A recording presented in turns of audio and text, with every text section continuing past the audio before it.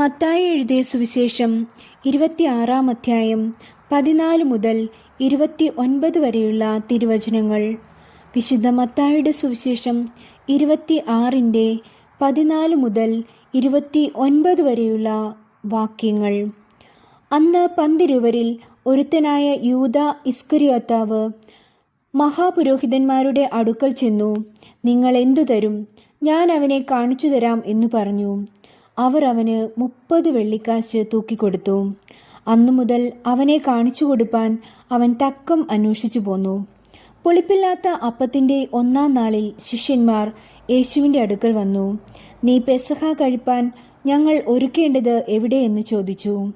അതിന് അവൻ പറഞ്ഞത്, നിങ്ങൾ നഗരത്തിൽ ഇന്നവൻ്റെ അടുക്കൽ ചെന്ന്, എൻ്റെ സമയം അടുത്തിരിക്കുന്നു, ഞാൻ എൻ്റെ ശിഷ്യരുമായി നിന്റെ അടുക്കൽ പെസഹ കഴിക്കും എന്ന് ഗുരു പറയുന്നു എന്ന് പറവിൻ. ശിഷ്യന്മാർ യേശു കൽപ്പിച്ചതുപോലെ ചെയ്തു പെസഹ ഒരുക്കി. സന്ധ്യയായപ്പോൾ അവൻ 12 ശിഷ്യന്മാരോടു കൂടെ പന്തിയിൽ ഇരുന്നു. അവർ ഭക്ഷിക്കുമ്പോൾ അവൻ, നിങ്ങളിൽ ഒരുവൻ എന്നെ കാണിച്ചു കൊടുക്കും എന്നു ഞാൻ സത്യമായിട്ട് നിങ്ങളോട് പറയുന്നു എന്ന് പറഞ്ഞു. അപ്പോൾ അവർ അത്യന്തം ദുഃഖിച്ചു. ഞാനോ കർത്താവേ എന്ന് ഓരോരുത്തൻ പറഞ്ഞു തുടങ്ങി. അവൻ പറഞ്ഞു, എന്നോടുകൂടെ കൈ താലത്തിൽ മുക്കുന്നവൻ തന്നെ എന്നെ കാണിച്ചു കൊടുക്കും. തന്നെക്കുറിച്ച് എഴുതിയിരിക്കുന്നത് പോലെ മനുഷ്യപുത്രൻ പോകുന്നു. സത്യം, മനുഷ്യപുത്രനെ കാണിച്ചു കൊടുക്കുന്ന മനുഷ്യനോ ഹാ കഷ്ടം!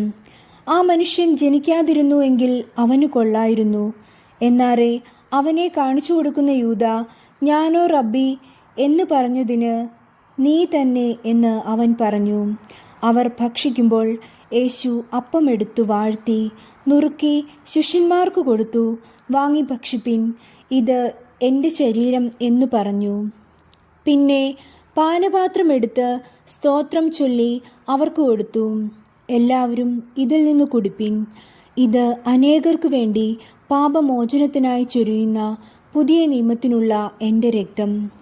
എൻ്റെ പിതാവിൻ്റെ രാജ്യത്തിൽ നിങ്ങളോട് കൂടെ പുതുതായി കുടിക്കും നാൾ വരെ ഞാൻ മുന്തിരിവള്ളിയുടെ ഈ അനുഭവത്തിൽ നിന്ന് ഇനി കുടിക്കയില്ല എന്ന് ഞാൻ നിങ്ങളോട് പറയുന്നു എന്ന് പറഞ്ഞു.